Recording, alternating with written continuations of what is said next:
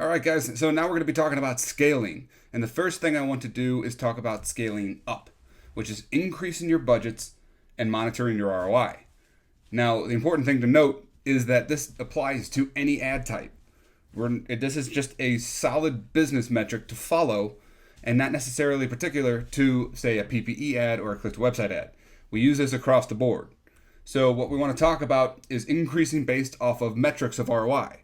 So, 200% plus ROI, we will scale our ads 100% because we have more room to scale into, right? We have profit there that if something was to go completely south, it's not the end of the world, basically. We have profit there to buy more data with and get aggressive with our scaling. So that's where we will go with a 200% plus ROI is say $10 to $20. Now 100% ROI will scale 50% on our ads, so 10 to 15. So that's saying that if you spent 10 and made 20, that's 100% ROI, right? So that's when we'll up it like that. But we're going to have plenty of ads. In particular, we'll have plenty of ads when you're running at the start. This is where we see it a lot. Where if you have a wide open modified ad, you'll have it split out, and you'll have some ads that really perform, and then some ads that are kind of just teetering there. And say you spend $5 and you made $7.50 or whatever the metric is that you're following here. If we're anywhere in the 50% ROI range, then we want to come back to possibly scaling to a 10 to 25% on our ads. So $10 to $12.50 and so on.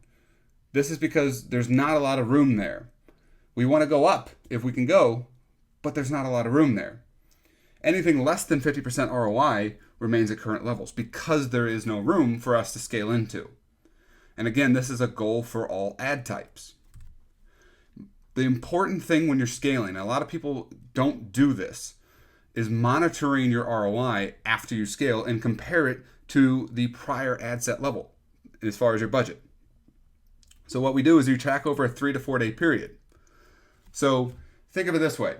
You had an ad that's performing over a period of time, and now you're considering scaling it up. A lot of people will scale, and then if it doesn't perform right away, we'll kill it or move it back. The thing of it is when you scale an ad, you're basically reinserting your ad at a different budget level.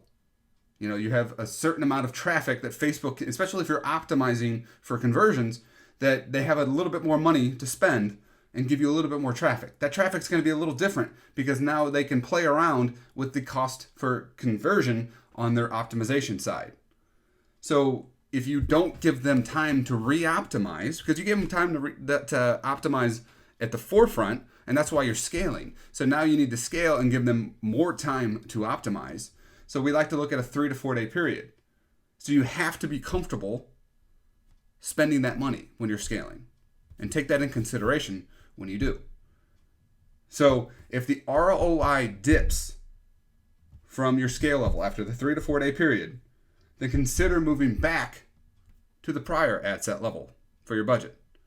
So if you went from 10 to 20 because you were killing it at 200% ROI, and then you run for another 3 to 4 days, and now your ROI has dipped to say, 75% or 100%, take a look at your numbers, see what you're bringing in, and then consider, am I making more money at the $20 a day with 100% ROI or the $10 a day with 200% ROI? And it's only going to be your tracking, because it's not going to be a solid number per day, right? It's going to be ebb and flow from that 200% ROI. So how much money did I make and how much potential do I have to make more money at the different budget levels?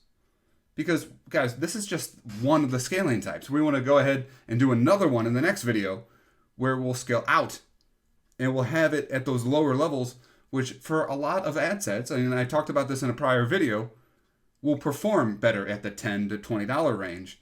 And when you get up, you only have a few and far between that really are killing it above that, for me at least.